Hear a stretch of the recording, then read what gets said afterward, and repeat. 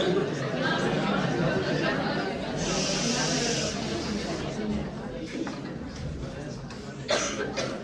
bons días a todos.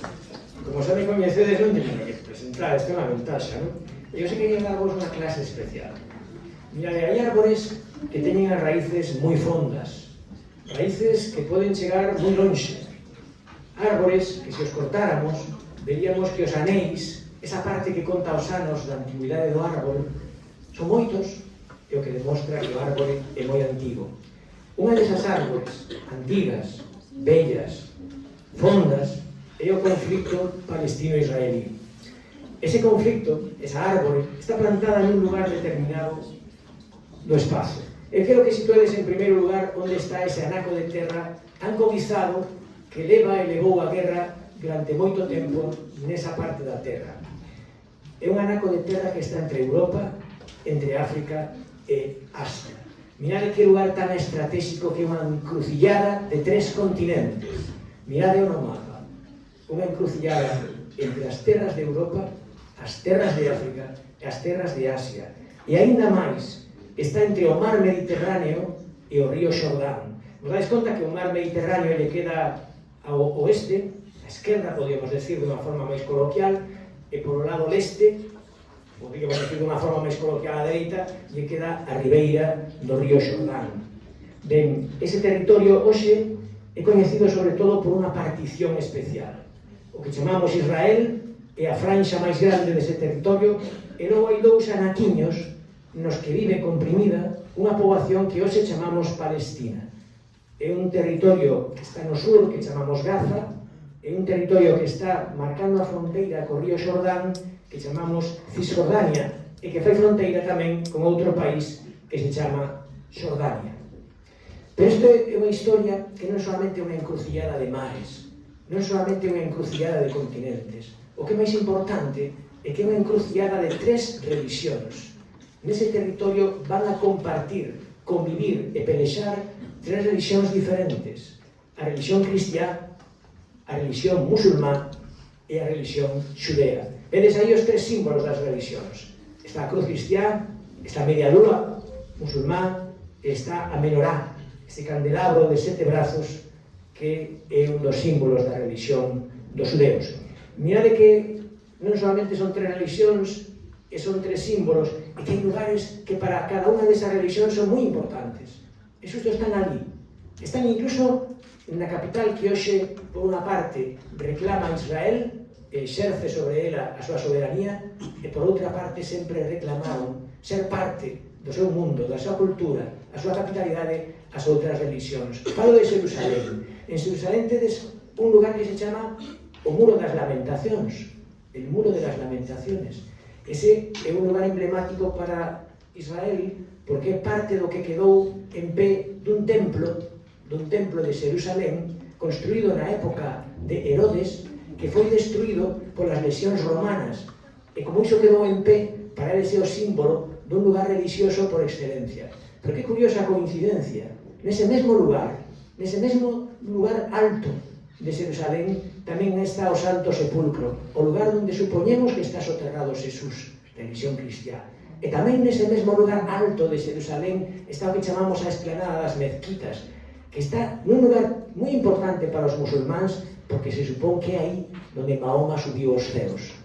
Fixádevos unha encrucillada de 3 religións, unha encrucillada de 3 continentes, un lugar moi codizado. Para situarnos xa na antigüidade, no relato máis antigo de todos estes feitos dos que vos quero falar, imos a etapa máis lonxana no tempo.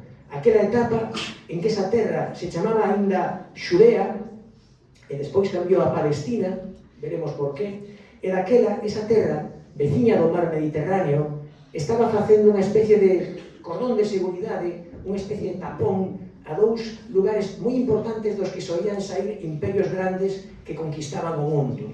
Me refiro polo sur da zona en vermello, que tedes sinalada, que hoxe chamaríamos Palestina, polo sur oeste tedes Egipto, o país dos faraóns. Os egipcios moitas veces acudían para engrandecer o seu imperio a estenderse a esta zona, que sometían a esclavitude aos habitantes desta zona, que eran xudeos sometidos a esclavitude. Pero cando non lles batían os egipcios na súa condición de expansión militar, o golpe viña polo lado contrario, non polo oeste, sino polo leste, a zona de Mesopotamia. E chamamos Mesopotamia porque en grego significa terra entre dous ríos, que é a terra entre Tigris e Éufrates. Aí estaban os asirios. Os asirios foron parte dos que tamén bateron nos xudeos para tamén esclavizalos e obrigarlles a abandonar eses lugares cando eles se extendían ata eles.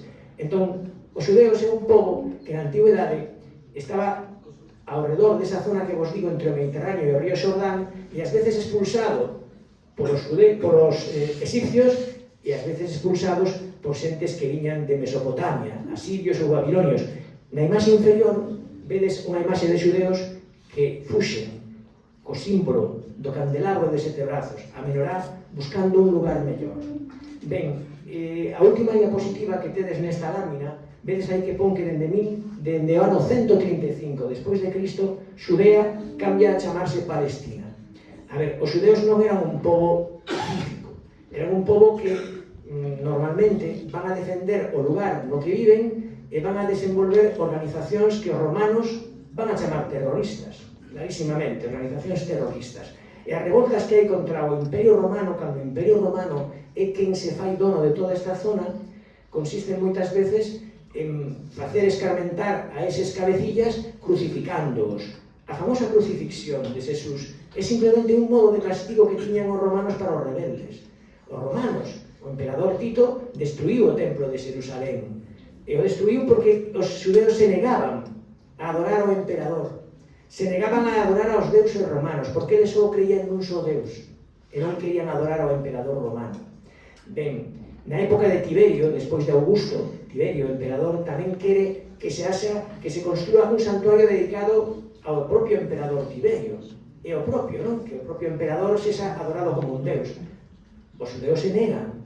E na época de Adriano é a maior devastación. Adriano, emperador romano, no ano 135, despois de un motín xudeo bastante significativo polo liderado dunha persoa singular, vai a esnaquizar prácticamente toda a zona de Xudea e vai a cambiarlle o nome para que non haxa un recordo siquera desa zona ao que os xudeos sempre querían volver. Chamabanlle Xudea a toda a parte de que hoxe chamamos Israel na mitade cara ao sur, e os romanos vanlle cambiar o nome por Palestina. Palestina fala dun pobo anterior aos propios xudeos da época da Idade do Ferro chamados filisteos. Eran un pobo que vivían do mar, un pobo mariñeiro, que ocupaba esa zona inferior de Israel. Digamos que a zona superior do que está tenguido de vermello se chamaría Palestina, porque se diferencia da poboación onde hai máis xudeos, e a zona xudea sería propiamente o sur. Pero os romanos, despois de bater nos propios xudeos e destruir os santos lugares para eles e obrigarlles a unha emigración forzada, vanlle cambiar o nome de Xudea, provincia romana de Xudea, que lóxicamente se refería aos xudeos, pola provincia romana de Palestina. E dende aí nos ven o nome, dende o 135 despois de Cristo. O Imperio Romano vai tendo distintos sucesos que non nos interesa agora sinalar, pero mira, no ano 395, por suposto, despois de Cristo, un emperador, Teodosio, vai a dividir ese imperio que se facía moi grande e que había que administrar con gobernadores en cada unha das provincias, vai a dividirlo en dúas partes entre os seus fillos, Honorio e Arcadio. E Arcadio lle dá a parte do que se vai a chamar Imperio Romano de Oriente. Por que nos interesa? Porque nesa parte de Arcadio, na parte do Imperio Romano de Oriente, onde sigue estando Palestina. No século VII, concretamente no 622, Mahoma empeza a predicar na Meca, 632 vai cara a Medina, é a época de expansión da religión musulmana, a época na que os seguidores de Mahoma pretenden ir máis alá da península de Arabia. Todo o que ve distinguido de verde no primeiro mapa é a expansión que chegou a ter esa religión musulmana. Claro, falei xa dos xudeos, de como foron desplazados dun lugar e doutro, de Xudea, da zona norte, da zona sur, os romanos os incluen no Imperio Romano de Oriente, e de repente chegan os adoradores de Mahoma. É outra religión que cree nun só Deus. Non é como os romanos que crían en varios deus. Non, creen un só Deus.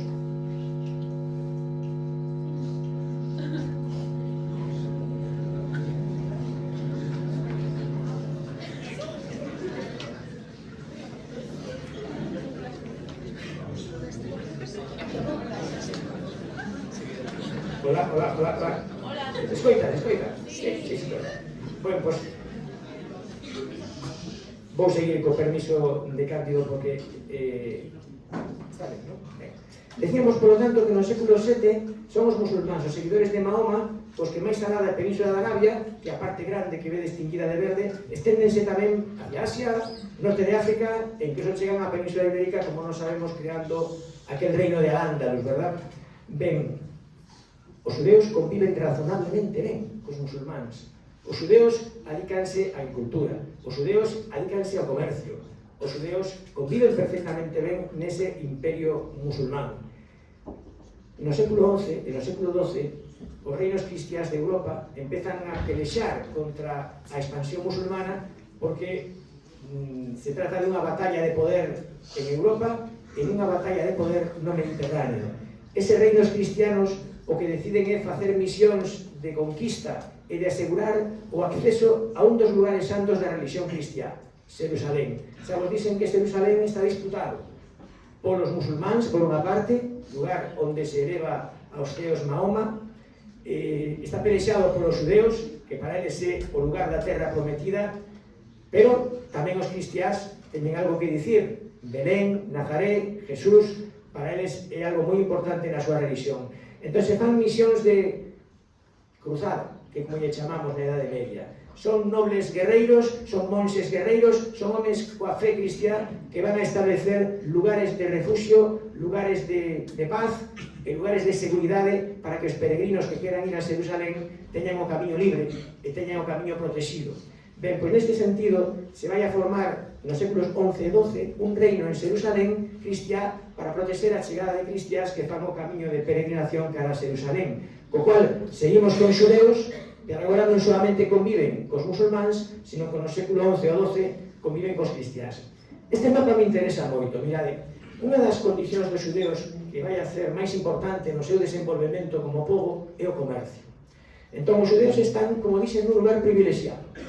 Se o lugar de referencia é a terra de Palestina, agora sí xa chamamos Palestina, ese lugar que é unha encrucillada de continentes, tamén é un lugar para que se poda facer unha boa ruta comercial, para que as cousas que veñen de Asia cheguen a Europa. Mirad, ese mapa que vedes no pé por debaixo do mapa grande que vedes, é o mapa que seguían os comerciantes xudeus cando traían das terras de Asia seda, xollas, marfil, incluso da zona do Golfo Pérsico, que podedes ver nesa especie de entrada que ten aí o mar, verdad? Nesa zona do Golfo Pérsico, os xudeus tamén traen perlas. Entón, traer seda, traer xollas, traer marfil, traer ámbar, é algo que van a traer en misións comerciais dende Asia cara a Europa. Ao chegar aos portos da zona de Líbano e da zona de Israel, esa zona de Asia Menor, dende aí saen barcos con esas mesmas mercadorías vendidas polos propios comerciantes xudeus nas zonas do sur de Europa, nas cortes italianas, nas cortes francesas. Todo iso é un produto preciado e os mercaderes eran xudeus. Resulta que no século XV, 1453, se produce a conquista de Constantinopla, Estambul, polos turcos, e os turcos non van a parar simplemente en Estambul, Constantinopla, van a crear un imperio que se vai a extender por toda a parte da Europa máis sur-leste e ademais polo norte de África. Ese imperio turco-otomano vai a durar entre o século XVI e o ano 1917, estamos en plena Primeira Guerra Mundial. Fixadeos que é unha historia longa no tempo. En ese lugar, en ese imperio otomano, quedan incluídos tamén os xudeus na zona que hoxe chamamos Palestina. Os xudeus e, por suposto, os musulmáns. Podemos decir que nese momento están de noraboa os musulmáns, porque os turcos otomanos son de religión musulmán. Os xudeus non son desa religión, pero normalmente, e durante todo este tempo de existencia do Imperio Otomano, conviviron razonablemente ben, podemos decir. En parte, porque en maioría os turcos otomanos son musulmáns, en maioría a poboación é musulmana e os xudeus son unha minoría que normalmente traballa, como vos decía, no comercio, unha parte hai unha minoría intelectual que traballa na interpretación das escrituras, hai outra parte que estudia e ten interese para nós como médicos, ten interese para nós como solleiros, é dicir, e tamén como agricultores. Pero hai un momento na historia de Europa, na segunda mitad, en que empezan a ocurrir cousas. Mirade, é a época do romanticismo, por unha parte, é a época dos nacionalismos. Esa época na segunda mitad do XIX en que os povos que teñen lingua propia queren ser algo máis que parte de imperios grandes. Queren ter territorio e queren reivindicar sobre ese territorio a autonomía. Coincide, por tanto, o desenvolvemento de movimentos que van a chegar na Primeira Guerra Mundial a eclosionar, vayan a nacer despois da Primeira Guerra Mundial e a descomposición do Imperio Austrohúngaro, como vos sabedes, nacionalidades que existen separadamente, como os húngaros, de Gran Bretaña os irlandeses, e os xudeus empezan por pensar que eles tamén teñen dereito a ter unha nación propia, que teñen dereito a identificarse con unhas fronteiras propias, porque ao mesmo tempo que está acontecendo ese movimento nacionalista paralelo ao romanticismo europeo, tamén ocurre outra cousa. Ocurre que en Europa o antisemitismo, que nunca desapareceu, a persecución dos que son distintos, volve a zoutar, especialmente, por exemplo, no territorio de Rusia, máis tarde chamada Unión Soviética. Os xudeus van a ir moitas veces desplazados, forzosos e condenados a zonas menos habitables da propia Rusia, e moitos deles dándose conta de que o castigo que lles toca, moitas veces suceden ataques á poboación xudea, van a poñer terra por medio e van buscar o asentamento naqueles lugares dos que os seus antepasados moi lonxe no tempo, sempre lles falaron que era terra prometida. Resultou que ademais houve outro suceso que marcou outra pedra máis no camiño. Verdad que en Francia, no exército, un oficial chamado Dreyfus, de origen xudeo, foi acusado de traballar para espionaxe de Alemania e foi condenado sin probas. Parece ser, porque así foi admitido despois, que aquel home foi acusado basicamente por unha condición de ser xudeo, unha acusación que diríamos hoxe en día racista, discriminatoria, non había probas, e de feito o famoso escritor francés, o novelista naturalista francés Émile Zola, nun periódico francés encabezou aquel artigo tan famoso de J'accuse, yo acuso, en unha carta enviada ao presidente da República dicindo que se acusara a un oficial sin probas justamente porque era xudeo e non había probas que demostraran que fora espía para Alemania, non? Entón hai un momento en que os xudeos botan conta de que, por unha banda, están sendo perseguidos en lugares como Rusia, por outra parte, acusados injustamente en lugares como Francia, e nese momento de expansión da idea de que é bo que cada pobo teña a súa identidade e que esas identidades se recoñezan nun país, hai un home chamado Theodor Herzl, xudeo, por suposto, en 1896, que escribe un libro titulado O Estado dos Xudeos. Ese libro ven despois de que outro señor chamado Lord Palmerston, inglés, veredes que os ingleses van a ter moito que ver con este conflito, como imos ver, dixera que tamén era interesante para os xudeos ter un lugar de acollida, todos estes xudeos que en Europa parece que non encontran acomodo, que son perseguidos en distintos momentos, e que ese lugar de acollida podía ser ese lugar chamado Palestina, do que sempre falaron os seus antepasados. Comeza a haber unha serie de reunións de xudeos do mundo, en congresos internacionais, en parte para votar cal era ese lugar de acollida. Saiu por maioría aplastante Palestina, ainda que vos pareza mentira, se plantexou a principios do século XX que un lugar posible era Kenia, por exemplo, que queda bastante lonxe da tradición xudea, pero non tuvo moito percorrido. O que sí é certo é que neste momento, cando se plantexa que os xudeos poden chegar a ter un estado propio e conviven razonablemente cos musulmáns na zona de Palestina, formando parte dese imperio otomano, son unha minoría. En 1906 hai 645.000 musulmáns chamados daquela xa árabes, porque viñan moitos deles da Península de Arabia, e 55.000 xudeos. Como vedes, están en franca minoría. Mirade que a imaxe máis curiosa, este era en 1909, este é un grupo de familias xudeas que van a crear unha poboación nunha zona de areas, nunha zona de dunas. A poboación se chama Tel Aviv, seguro que vos soa, ou é unha cidade absolutamente cosmopolita, moderna, unha das cidades máis prósperas de Israel, verdad? Onde están a maior parte dos edificios administrativos de Israel, onde a comunidade internacional entendeu que debía estar asentado Israel, porque Jerusalén debía ser un lugar, digamos, neutral, ou polo menos de condición internacional e non solamente xudea. Pero bueno, o que pode chegar a ser, o que pode non funcionar. O que pode volver a funcionar. Simplemente esa imaxe de unha cidade que sobe das areas é para que podedes contar do que pode ser a orixe do desenvolvemento urbano do que vai a ser finalmente Israel. Mirade, a principio do século XX, os judeus que comezan a entender a mensaxe de que poden algún día ser un Estado e polo menos entenden que ese lugar de referencia está en Palestina, comezan a chegar en distintas vagas de familias, e moitas veces se van a dedicar á agricultura e o van a facer nunha comunidade agrícola que chamamos kibbutz, que consisten en granxas cooperativas onde o resultado do traballo da colleita e dos beneficios da propia colleita se comparte. Ben, este pobo é un pobo considerado un pobo traballador. Para os musulmáns non é ningún problema. Eles tamén son agricultores, algúns deles son comerciantes, algúns dos xudeos siguen dedicados ao comercio, pero é un pobo que non plantexa ningún problema. O problema empeza cando estamos na Primeira Guerra Mundial. Na Primeira Guerra Mundial os ingleses van a entender que todo aquilo que lle faga dano ao Imperio Otomano, inimigos seu na guerra, pensade que na Primeira Guerra Mundial temos un bando diferente a Gran Bretaña e no outro ao Imperio Otomano. Entón, aos ingleses todo aquilo que lles faga dano ao Imperio Otomano é unha forma de gañarlles a guerra. E hai dúas cousas que lle poden facer dano ao Imperio Otomano.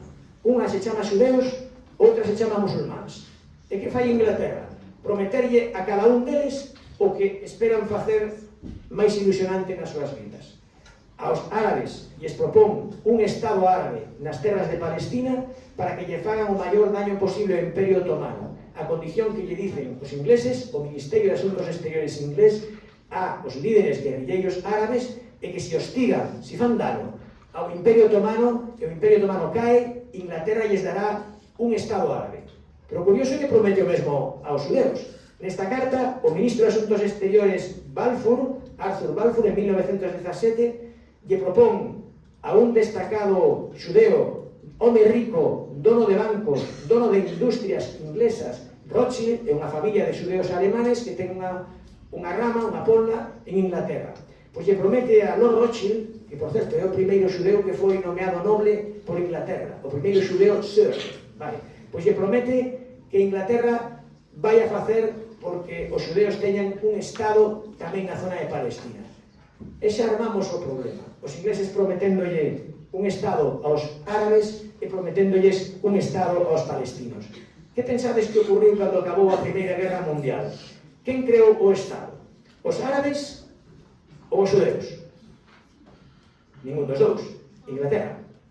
Inglaterra manipulou a uns e outros e cando cae o Imperio Otomano, a zona de Palestina acaba sendo un mandato británico. É dicir, unha terra sobre a que Gran Bretaña ten titoría, ten responsabilidade administrativa porque é o gañador desa guerra frente ao Imperio Otomano. É certo que tamén gañador da guerra é Francia, e Francia vai a ter, como vedes aí, responsabilidade sobre Siria e Líbano. É dicir, agora topamos árabes de religión musulmana e xudeos na zona dun mandato británico en Palestina. Os británicos poñen as súas bandeiras. Os británicos teñen ali unha misión diplomática e teñen tamén o exército. Pero, mentras tanto, está acontecendo isto. Durante esa etapa, tanto do mandato británico como da anterior, de acordo? Pero, sobre todo, na etapa do mandato británico, van chegando cada vez máis xudeos a esas terras de Palestina. O fan comprando terras que lles venden propietarios musulmáns. Ao final, os musulmáns se están dando conta de que están vendendo a terra a xente que chega de distintos lugares de Europa, que son xudeos, e vai acontecer que entre 1922, que se acabara a Primeira Guerra Mundial, e 1936, fixade como pasou a terra a mans xudeas. Se no ano 1922 o porcentaxe da terra de propiedade de plantacións de cítricos, naranxas, limoeiros, eran o 31% de capital e propiedade xudea, no ano 1936 xa vai o 88%. A terra está caíndo noutras mans. Os musulmáns, que aínda son maioría demográfica importante, danse conta que as propiedades xa non son musulmanas. As propiedades están en mans da xente que ten outra religión que está chegando de Europa. Poñemos aí a fronteira. Mirade, no ano 1919 hai 70.000 xudeus. No ano 1945 hai 600.000. De onde ven esa multiplicación de tantos xudeus despois de 1945? A resposta a tedes na imaxe: a persecución nazi. Os xudeus entenderon que se xa lles perseguiran os rusos no pasado, se xa foran obxeto de distinto tipo de antisemitismo en distinto calibre en distintos países de Europa. Agora isto era moi forte. Esa é a imaxe da sinagoga de Aquisgrán na noite dos cristais rotos, ano 1938. Sinagogas destrozadas, casas destrozadas, xente que vai a ter que dar conta da súa vida en guetos ou campos de concentración, vidas que se van perder, evidentemente vidas que hai que poñer a salvo. Eso que vedes no mapa é a diáspora xudea en distintos países que fuxen da Alemanha nazi, e non só da Alemanha nazi, ollo, tamén dos países ocupados pola Alemanha nazi, de Austria ocupada en 1938, da República Checa no 39, e según vaya gañando a Alemania a guerra, xa sabedes como é o conto, hasta 1942, Alemania levas de gañar. Por lo tanto, hai que poñer terra por medio, e as cifras que vedes son simplemente de xudeos que se van desplazando. De todos os lugares aos que se desplazan, a meirande parte vedes que non é menor, van a Estados Unidos. Son 100 e pico mil en Estados Unidos, pero claro, outra parte caen en Palestina, son 55.000, e aumentando porque o que está ocurrindo é que o tema de fuxir da vaga nazi vai a poñer justificación a que eses países de Europa que non os acollen van a ser o lugar de saída moitas veces para este lugar de Palestina. Mirade, estes mesmos xudeos empezan a formar unha milicia armada porque empezan a ter malas relacións cos musulmáns, e a teñen porque os musulmáns moitas veces queren recuperar a terra que moitas veces xa foi vendida. Os musulmáns teñen unha natalidade maior, hai que alimentar a máis xente, hai que alimentar a moita máis xente, e a terra non chega. Entón, se producen conflitos, e frente a esos conflitos os israelíes forman unha milicia que se chama Haganah, ustedes aí desfilando na parte dereita da imaxe, e comezan a atacar aos propios británicos que son os responsables dese territorio. Cando se destruiu o Hotel Rei David no día 22 de xulio de 1946, que era o hotel no que estaba a autoridade británica dominando ese mandato británico sobre Palestina, os británicos entenderon que facían moito mellor saindo dali e pasándolle o problema do mandato a unha organización que se acababa de fundar, a Organización de Nacións Unidas. Os británicos se desentenden da tutoría sobre ese lugar porque primeiro comenzaron por facerlle caso aos árabes de non aceptar xudeos porque pasaban do cupo do que se consideraba aceptable para os musulmáns, pero cando empezan a chegar máis xudeos porque en Europa non poden outra cousa que fuxir da vaga nazi, os británicos foron tamén condicionados a ter que aceptar esa chegada de xudeos. E iso é o que vai a plantexar unha situación como esta.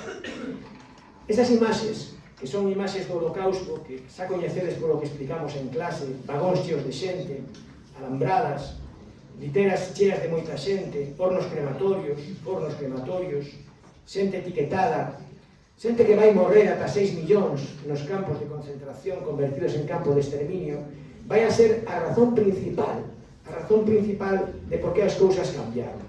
Pero tedes que saber tamén por que en algún momento a ONU vai a tomar partido e determinar que hai que lle dar terra aos xudeos separadamente da terra dos palestinos. Entón, os británicos se van dese mandato e lle pasan o problema a ONU, e a ONU no ano 1947 quere complacer a uns e a outros.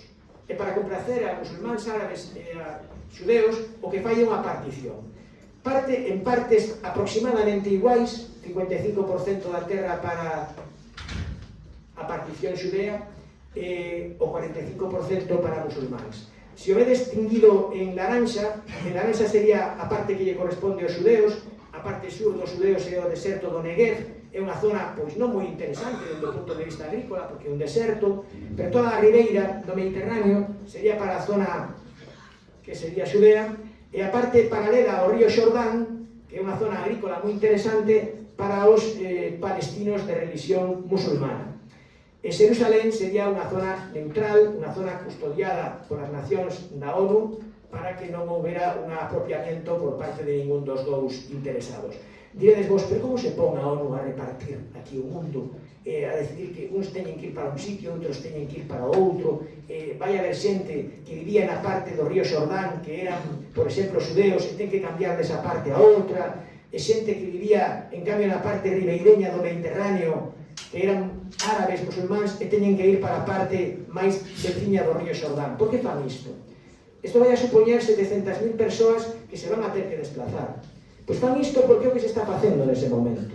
Mirade, o mapa da dereita é o mapa de partición da India despois da Segunda Guerra Mundial, cando despois de que os británicos retiran a súa autoridade sobre a India, o subcontinente indio, o que é a India, ten maioría de religión hindú e minoría de religión musulmana, e non quixeron convivir xuntos. E deron a entender por activa, pasiva e perifrástica os ingleses que iso non podía ser. Non podían convivir xuntos porque as liortas estaban a orde do día. Entón o que se fai é partir o subcontinente indio, vedes a India no centro, e vai quedar á esquerda a parte occidental, Pakistán occidental, e a parte oriental, Pakistán oriental. Hoxe Pakistán oriental é Bangladesh, e Pakistán occidental conserva o nome. Pois, se vos parece que é unha traxedia que 700.000 palestinos tiveran que cambiar de sorte e de vida pola partición que fai a ONU entre as terras que van a ser para xudeos e as terras que van a ser para musulmáns, que vos parece se vos digo que aquí cambiaron de lugar 14 millóns de persoas? É o mesmo ano 1947. 7 millóns de habitantes musulmáns da India van a ir para os dous lados de Pakistán. E 7 millóns de hindúes van a terse que desplazar da ribeira do río Indo, na parte que hoxe chamamos Pakistán, para o interior da India, porque é así. Pero é que ao mesmo tempo que está acontecendo isto na India, tamén está acontecendo en Europa. Vos acordades que durante unha parte da Segunda Guerra Mundial os alemáns levaban as de gañar, e por tanto, como levaban as de gañar, se estenderon. Hai alemáns que ocuparon zonas de Polonia, hai alemáns que ocuparon Checoslovaquia, hai alemáns que, por suposto, ocuparon Alsacia-Lorena, hai alemáns que tiveron que sair deses territorios ocupados cando Alemanha perde a guerra. Más de 10 millóns de alemáns tiveron que fuxir dos territorios que se apropiaron durante o tempo en que a guerra iba contando por victorias as batallas para Alemania. E os polacos tamén. Os polacos teñen que sair de Polonia cando a Unión Soviética se estende hacia unha parte de Polonia. 5 millóns de polacos tiveron que moverse. Entón, de un momento, despois da Segunda Guerra Mundial, en que todo o mundo se está movendo. Hai un montón de desplazados. Desplazados alemáns, desplazados polacos, desplazados na India, desplazados para Pakistán, desplazados de Palestina. Por tanto, quero que entendades o contexto, porque senón ás veces non entendemos por qué se tivo que facer esa partición que tanto doe hoxe en día, verdad? A mí me gusta o que di este historiador, un historiador israelí. Vos vou a ler o que di. Me parece interesante porque é israelí, é un dos que justifican precisamente o que acaba de acontecer. Así, por primeira vez en la historia del movimiento sionista, por certo, se chama sionismo a ese nacionalismo israelí, porque Sion é o nome que ten unha das colinas máis importantes que hai en Jerusalén, a colina onde estaría o templo de Jerusalén, de acordo? Donde estaría enterrado incluso David, o famoso David frente a Goliat, de acordo? Ben, pois Sion é o nome dunha desas colinas de Jerusalén, de aí ven sionismo, o intento de ir outra vez cara a esa zona. Ben, así por vez primera na historia del movimiento sionista, la adhesión de las masas judías del mundo entero es plena y completa, al igual que la simpatía de la opinión mundial. Y por chocante que pueda parecer, Hitler ha sido ciertamente la palanca más poderosa en la edificación del Estado judío. En 2002, este historiador, na historia moderna que fai de Israel, aclara que grazas a ter que maldecir o que aconteceu cos xudeos por obra e gracia de Hitler, ter que empatizar con eles por o que ocurriu durante a vaga nazi, pois parte deso é a responsabilidade que as Nacións Unidas tiveron que coller de darlle acollida a todos aqueles que fixeron unha diáspora, un exilio forzoso. Como decía, isto vai acontecer justamente nese momento en que o Estado de Israel vai a nacer despois desa partición. Pero mirad, antes de que naza o Estado de Israel, este é o plan de partición da ONU. Se vos decatades, nese plan de partición da ONU, ainda hai unha parte de Estado árabe que vai máis alá de Gaza. Se vos fixades no debuxo, Gaza solamente é a parte, digamos, ribeireña do Mediterráneo, hoxe en día.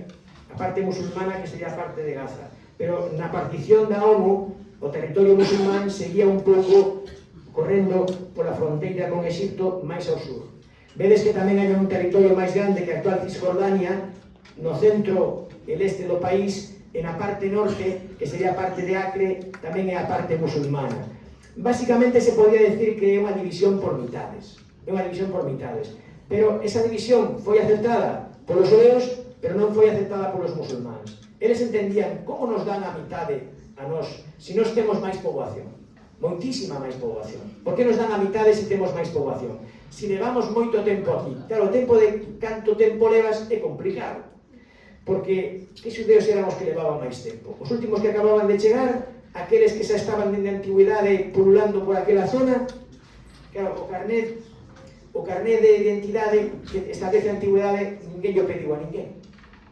Ben, en 1948, os xudeus que si aceptaron a partición da ONU declaran que esa parte palestina xudea merece ser un Estado. E se proclaman Estado de Israel no ano 1948. Non fixeron o mesmo os musulmáns coa parte palestina que lles deron, porque ambicionaban que esa parte non era o que eles querían. Eles querían ter unha responsabilidade como territorio moito máis alá desa partición. Querían ter o territorio. E como non o recoñecen, vanse asociar todos os países musulmáns formando o que se vai chamar unha Liga Árabe que lle vai a declarar a guerra ao recente Estado de Israel. Entón, quenes son os que declaran a guerra a Israel e non recoñecen non só a partición da ONU, que non a recoñeceron, sino menos aínda a declaración no ano 1948 do Estado de Israel? Pois son Egipto, país de maioría musulmana, Arabia Saudita, país de maioría musulmana, Irak, Siria, Yemen. Algún deles quedan bastante lonxe de Palestina, por certo. Yemen non queda precisamente ao lado.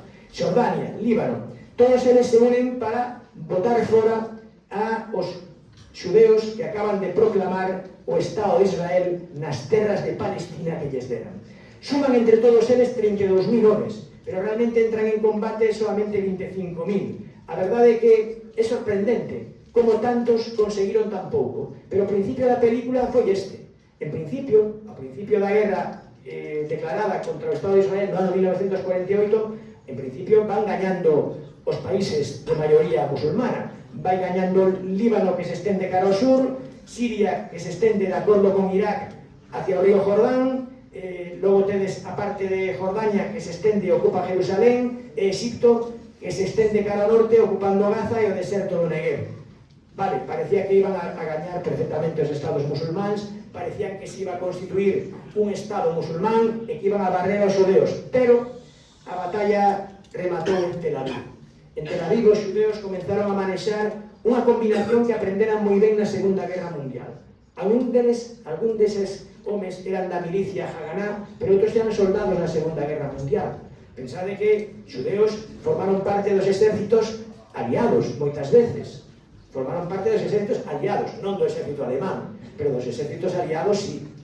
E sabían a efectividade que ten controlar o bombardeo aéreo e despois as pasadas terrestres. Vos acordades que na Segunda Guerra Mundial sempre explicamos que o éxito das operacións consistía primeiro en bombardeos aéreos e logo en pasadas terrestres. Ben, non tiñan moita aviación os israelís, pero a aviación que tiñan a empregaron para facer esa estrategia de bombardear e atacar, de tal xeito que o mapa cambiou radicalmente.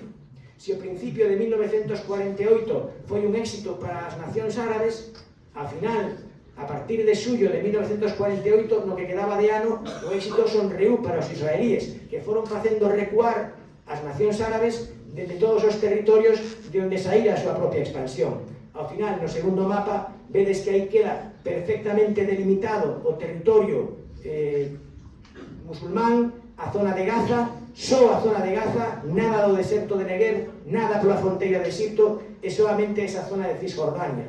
De feito, a guerra foi ruinosa para os estados árabes. Ruinosa no sentido de que de ter aceptado a partición da ONU, terían máis territorio. Despois da guerra, tiveron menos territorio. Esta é a comparativa entre o antes e o despois. Na partición da ONU, vedes que se lle dá un pouquiño máis aos árabes que Gaza, paralelo á fronteira con Egipto, de acordo, paralelo á fronteira co Sinaí, e se lle dá tamén a zona norte, a zona onde está Acre, por enriba de onde está Cisjordania, e se vedes no mapa final, cando se pon o alto fogo, cando se firma o armisticio entre os exércitos da Liga Árabe e Israel, o que saen é claramente perdedores, porque o único que queda é controlado por Egipto a zona de Gaza, controlado por Xordania a zona de Cisjordania, e o resto é Israel. Por certo, aquí podemos pensar moitas cousas, pero mirade, os palestinos nunca tiveron a sorte, os palestinos musulmáns, de que os que loitaban por eles en o seu nome, os estados da Liga Árabe, lles deran un estado para se asentar. O que se fai despois do armisticio árabe-israelí non é darlles ningún estado para que se asenten aos palestinos e para que formen estado propio, sino que o que fai Egipto é conquistar Gaza, e o que fai Xordania é conquistar Cisjordania. E se lle dice aos palestinos que poden seguir en campos de refugiados porque en algún momento volverán a ocupar a terra que perderon. A promesa de que volverán a ocupar a terra que perderon os vai a levar a estar en campos de refugiados moitísimas veces en territorio dos países amigos. Por certo, este sería un pouquinho o reparto deses musulmáns en distintos territorios. Vedes que a meirande parte van a estar en Xordania, unha pequena parte en Líbano, Siria, de acordo? Pero non hai que despreciar que unha parte dos propios musulmáns van a seguir en territorio de Israel. E que son? Pois son árabes que viven en Israel, e ainda hoxe ocurre. Árabes de orixe, cultura e religión musulmana, pero con nacionalidade israelí. Isto acontece, non son a maioría, pero existen, de acordo?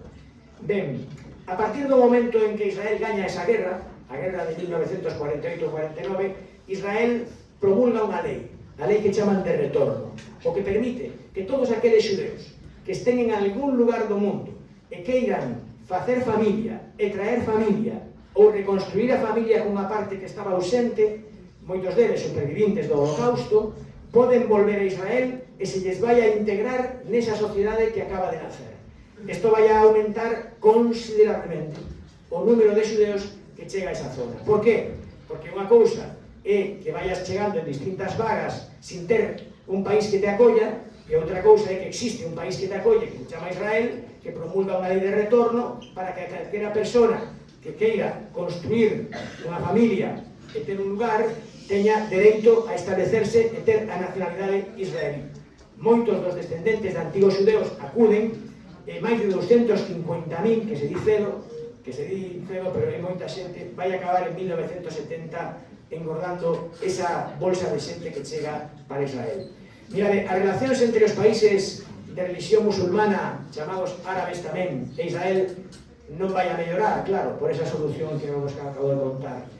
Resulta que chega ao poder en Egipto Gamal Abdel Nasser e comeza a ter unhas relacións de simpatía co bloque socialista e a época da Guerra Fría, e hai un conflicto que ten que ver coa canle de Suez. Ben, pois, no ano 1956, e co apoio da URSS, da Unión Soviética, Nasser nacionaliza unha canle que ata ese momento estaba explotada por unha empresa mixta inglesa e francesa. Nacionaliza o canal. Esa nacionalización do canal pois pode ser interesante para os países árabes, pero vai a ter un conflicto con Israel no momento en que Nasser dé un paso máis.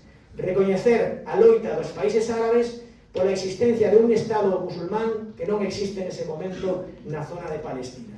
Entón, en 1966, Nasser, que Egipto, lidera o que se chama República Árabe Unida, na que vai a formar equipo con Siria, con Xordania e con Irak. Van a hostigar a Israel. O primeiro exemplo de causar problemas a Israel vai a ser un bloqueo nesa parte que vedes aí do Golfo de Aqaba, onde sempre era a saída natural de Israel polo sur para poder chegar ao Mar Vermello e dende o Mar Vermello tamén poder chegar ao canle de Suez e poder dende aí sair ao Mediterráneo coas súas mercadorías. Vai a quedar encerrado, taponado Israel, e lóxicamente Israel vai a ter necesidade de sair desa situación. Ben, pois o que vai a facer Israel é unha resposta militar. Si no ano 1966 se lle bloquea a saída no Golfo de Aqaba, no ano 1967 prácticamente non pode sair por mar, ese mesmo ano Israel fai un ataque que se vai a chamar a Guerra dos 6 días, con eso vos digo todo, durou 6 días o ataque, un ataque no que avións chegados por Israel a lugares de Xordania, de Siria e de Irak van a facerlle guerra a ese territorio no que se confederan como República Árabe. É dicir, Israel vai a destruir avións de Egipto. A verdad que isto pensei que iba a dar máis de sí e teño un exame. Mirad, o que me interesa, si no, a ver, o que me interesa é que pensedes que o lío que temos hoxe montado ten algo que ver con que despois daquela guerra de 6 días Israel obtivo a maior victoria militar que nunca obtivera sobre os países que loitaban polo dereito a que os musulmáns tiveran un estado propio.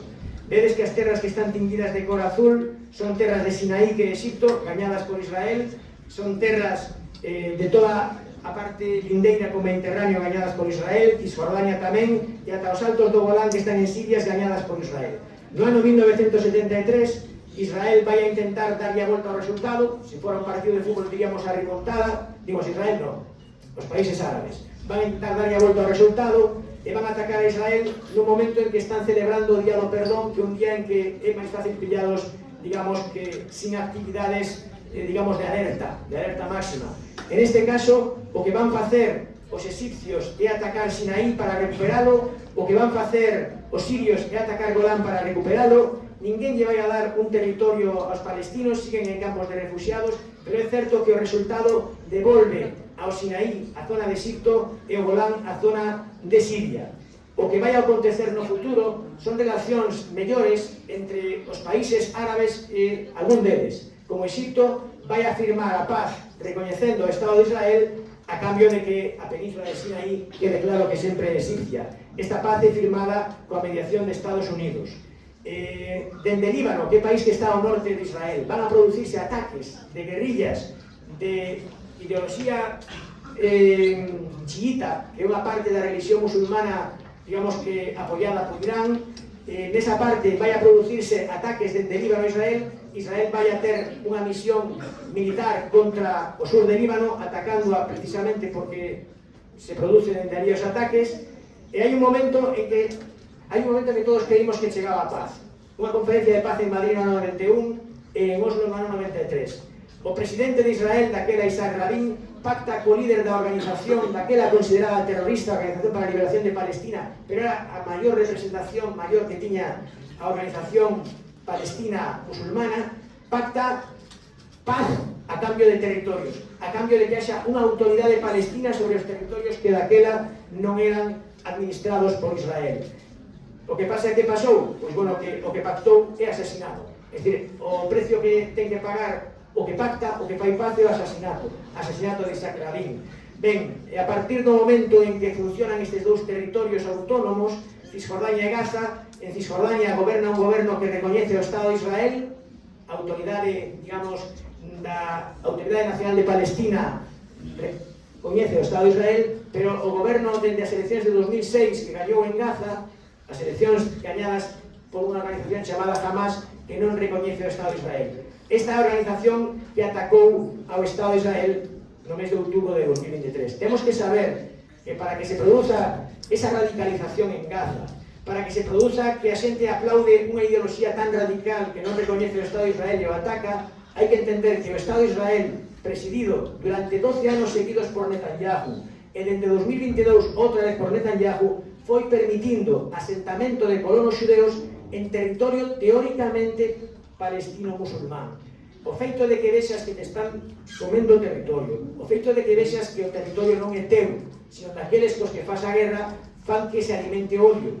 E normalmente a espiral de odio se retroalimenta, é dicir, os xudeos nas organizacións máis agresivas que pretenden a entrega de terras para que os colonos teñan máis asentamentos, vanlle comendo espacio a eses palestinos, e os palestinos moitas veces aplauden solucións terroristas para atacar a ese Estado que para eles é un Estado que non respeta as resolucións da ONU de cales eran os plans nos que debían estar. Sinto porque isto se me foi do tempo, pero sí que creo que entendades que as raíces desa árbore están no pasado e chegan a estenderse moito ata o presente e chegan a facer que a convivencia ás veces teña estas explosións que teñen que ver con a alimentación do odio que facemos moitas veces por os que non estamos nese mesmo lugar.